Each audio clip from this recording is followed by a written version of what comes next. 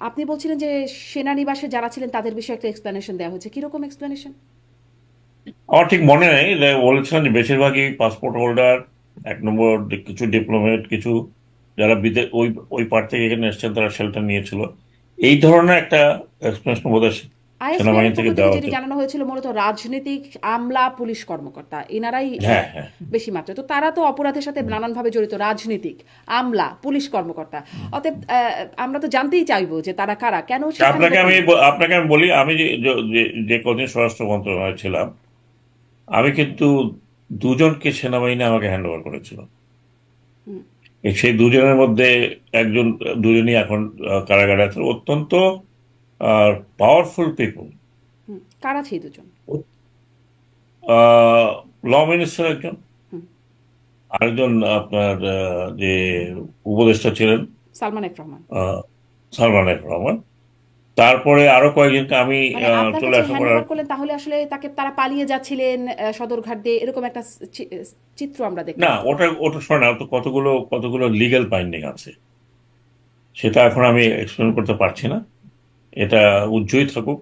আচ্ছা। হ্যাঁ, এটা যখন মামলাটা হবে আচ্ছা, তখন হয়তো তাহলে কি বোঝা আমি যাবে। শুধু এইটুকু একটু জানতে চাই, কারণ এটি নিয়েও সামাজিক যোগাযোগ মাধ্যমে অনেক আলোচনা হয়েছে যে এটি একটা স্টেজড এই বিষয়টা।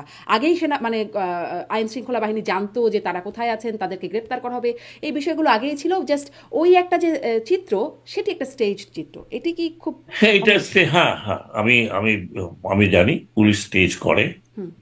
পুলিশ স্টেজ করে বিভিন্ন কারণে, আমি যদি একটা কারণ বলি, এখন এই ধরনের একজন লোককে যদি ধরা হয়, তাকে যদি বলে যে উনি অমুক জায়গা থেকে আমরা নিয়ে আসছি, এটা ওই সময়ে তার এটা কোনো অপরাধ, অপরাধ নয়। পুলিশকে ইনভেস্টিগেশন করার জন্য, যেটা আমাকে এক্সপ্লেন করা হয়েছে, যদিও আমি সেটা আরো বিস্তারিতভাবে দেখিনি, তারা, আপনি দেখেছেন যে মার্ডার কেস অমুক জায়গায়, আপনার ওই বিশ্বাস হয় না যে একটা লোক ছিল রাজশাহীতে, তাকে বলে ঢাকায় মার্ডার করেছে। তার কারণ হচ্ছে so that the gentleman is not bathe. কারণ বাকি যে কোনো চার্জ আপনি নেবেন, অল আর বেলেবল অফেন্স।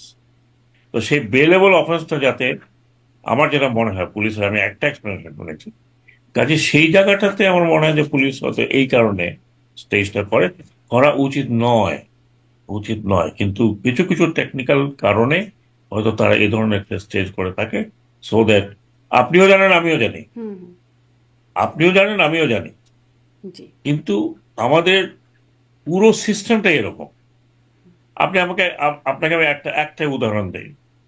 এই যে কিছু কিছু জায়গায় বেশ অনেকদিন, এখন একটু কমেছে, এই যে আপনার শ্রম একটা সমস্যা, বিশেষ করে ঢাকা গাজীপুর এলাকাতে এবং আশুলিয়া এলাকাতে, এদের কিছু কিছু যারা উস্কানি দাতা ছিল তাদেরকে ধরা হলো, তাদেরকে রাত বিরতি ধরে ধরে তাকে ধরা হলো, তাকে দেওয়া হলো, মামলা দেওয়া হলো, 7 দিনের মধ্যে বেল নিয়ে চলে আসলো। তার কারণ তার কাছে সবই কিছু বেলেবল অফেন্স, অল আর বেলেবল অফেন্স।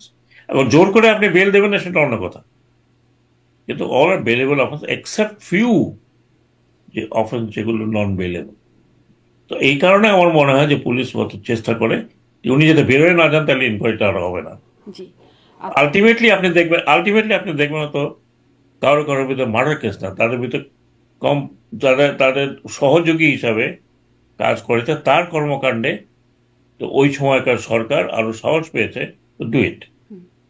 তো এটা তো আছে, আইনের মধ্যেই আছে। আপনি যেটি স্পষ্ট করলেন, মানে দুজনকে হ্যান্ড ওভার করা আপনি হয়েছিল। আমাকে অনেক ডিফিকাল্ট প্রশ্ন করছেন, ম্যাডাম। আচ্ছা, আরেকটু সহজ প্রশ্ন করবো একটু পরে। মানে দুজনকে, সালমান এফ রহমান, আনিসুল হক, তাদেরকে হস্তান্তর করা হয়েছে, কিন্তু বাকি কারা সেটি কি আপনি জানতে চেয়েছেন, যে যাদেরকে হ্যান্ড ওভার করা হলো না তারা কারা? না, কারণ তখন আমার অত সময় ছিল না, আপনি দেখেছেন। হ্যাঁ, হ্যাঁ। আমার মোট স্টে ছিল 8 কি 9 দিন। ওই 9 দিনের মধ্যে আমি কতটুকু করতাম, আমার প্রথম এইম ছিল পুলিশকে বাইরে নিয়ে আসা, পুলিশকে সাহস দেওয়া টু ওয়ার্ক। ওইটাই ছিল আমার প্রধান প্রধান এইম আমার ওই সময়। এবং সেটা আমি মোটামুটি কিছুটা করতে পেরেছি, জি, জি। সেই নয় কিছুটা দিনে করতে সেটি পেরেছি। সেটি মানে সেই 600 বাকি কারা তারা জানাটা সম্ভব হয়নি। পরবর্তীতেও আসলে জানা যায়নি। আমরাও অনেকবার জানবার চেষ্টা করেছি, এটা আর শোনাও যায়নি, বের করা যায়নি কোনোভাবে। আমি আর ইন্টারেস্টিং, কেন আমার সাবজেক্টের মধ্যে পড়ে না, আমার আচ্ছা, ঠিক মন্ত্রণালয়ের আছে, আমি সাবজেক্টের আসলে মধ্যে পড়ে না। কঠিন প্রশ্ন হয়ে যাচ্ছে, আপনি বলছিলেন, আমি এটা বাদ দিই। আপনি বলছিলেন যে সেনা